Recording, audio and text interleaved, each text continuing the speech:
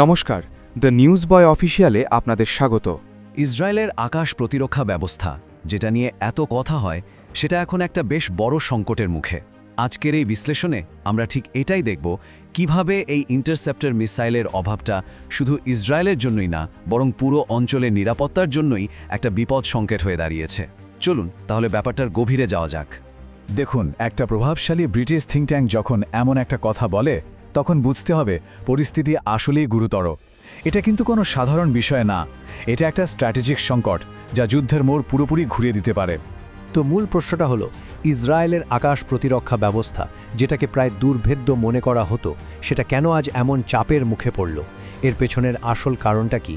Tel Aviv এবং হাইফার মতো বড় বড় শহরগুলোতে যখন ইরানের মিসাইল আর ড্রোন এসে পড়ছে, তখন তো প্রশ্ন উঠবেই, ইসরায়েলের এত নামকরা ডিফেন্স সিস্টেম থাকার পরও এটা কিভাবে সম্ভব হচ্ছে? আর এখানে কিন্তু আসল রহস্যটা লুকিয়ে আছে। দেখুন, সমস্যাটা প্রযুক্তির না, সমস্যাটা হলো সংখ্যার। মানে ওদের ডিফেন্স সিস্টেমটা হয়তো প্রত্যেকটা আক্রমণ আটকাতে পারে, কিন্তু সেটা করার জন্য যে পরিমাণ ইন্টারসেপ্টর দরকার, সেটাই তো দ্রুত শেষ হয়ে আসছে। আর ফলাফল, অনেক মিসাইল ঠিকই ডিফেন্স ভেদ করে লক্ষ্যে গিয়ে পড়ছে। এই সংকটটা যে ঠিক কতটা বড়, তা কিছু সংখ্যা দেখলে আরও পরিষ্কার হয়ে যাবে। চলুন এই যুদ্ধের টাকা পয়সা আর সামরিক সম্পদের দিকটা একটু দেখি। একটু সংখ্যাটা খেয়াল করুন, 11,000-এরও বেশি। ভাবা যায়, যুদ্ধ শুরুর পর থেকে এই পরিমাণ ইন্টারসেপ্টর ব্যবহার করা হয়ে গেছে। এই একটা সংখ্যাই কিন্তু বলে দেয় যে ইসরায়েলের আকাশের অবস্থাটা ঠিক কী, আর তাদের ডিফেন্স সিস্টেমের উপর চাপটা ঠিক কতটা মারাত্মক। আর এই বিপুল পরিমাণ ইন্টারসেপ্টরের পেছনে খরচ প্রায় $26 বিলিয়ন। এটা এত বিশাল একটা অঙ্ক যা যে কোনো দেশের অর্থনীতিকে নাড়িয়ে দেওয়ার জন্য যথেষ্ট। আর মজার ব্যাপার হলো, এই সংকটটা শুধু ইসরায়েলের একার না, তাদের সবচেয়ে বড় সহযোগী আমেরিকা, তাদের নিজেদের থ্যাড মিসাইলের স্টকও কিন্তু দ্রুত খালি হয়ে আসছে। তার মানে এটা এখন আর শুধু একটা আঞ্চলিক সংকট নেই, এটা একটা গ্লোবাল স্ট্র্যাটেজিক সংকটের দিকে এগোচ্ছে। এই পুরো পরিস্থিতিটা আমাদের যুদ্ধের একটা মূল কৌশলের দিকে নিয়ে যায়। এটা এখন আর শুধু অ্যাট্যাক বা কাউন্টার অ্যাট্যাকের খেলা নেই, এটা হয়ে গেছে টিকে থাকা লড়াই, বা যাকে বলে ওয়ার অফ অ্যাট্রিশন। ব্যাপারটা অনেকটা দাবার চালের মতো, তাই না? একদিকে ইরান কি করছে, তারা খুব সস্তা কিন্তু বেশ কার্যকর ড্রোন আর মিসাইল দিয়ে অনবরত চাপ দিয়ে যাচ্ছে। তাদের মূল উদ্দেশ্য কিন্তু ইসরায়েলকে ধ্বংস করা নয়, বরং তাদের বাধ্য করা যেন তারা তাদের দামি ডিফেন্স সিস্টেমটা ব্যবহার করে। আর অন্যদিকে ইসরায়েল ঠিক সেটাই করছে। প্রত্যেকটা হামলা ঠেকাতে গিয়ে তাদের সীমিত কিন্তু অনেক মূল্যবান অস্ত্রের স্টক খালি করে ফেলছে। এই যে ওয়ার অফ অ্যাট্রিশন বা সহনশীলতার যুদ্ধ, এর মূল আইডিয়াটা হলো প্রতিপক্ষকে সরাসরি হারিয়ে না দিয়ে তার যুদ্ধ চালিয়ে যাওয়ার ক্ষমতাটাকেই ধীরে ধীরে শেষ করে দেওয়া।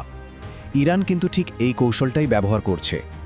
আচ্ছা, এখন প্রশ্ন হলো, এই ইন্টারসেপ্টরগুলো এত দ্রুত আবার তৈরি করে থালা যাচ্ছে না কেন? চলুন এই জটিলতার ভেতরে একটু ঢোকা যাক। দেখুন, এই হাইটেক ইন্টারসেপ্টরগুলো বানানো কোনো সাধারণ ব্যাপার না।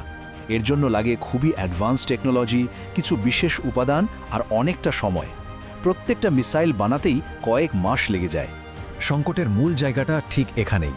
যে পরিমাণ ইন্টারসেপ্টর মাত্র কয়েক দিনের হামলায় শেষ হয়ে যাচ্ছে, সেই একই পরিমাণ তৈরি করতে লেগে যাচ্ছে কয়েক মাস, কোনো ক্ষেত্রে বছরও।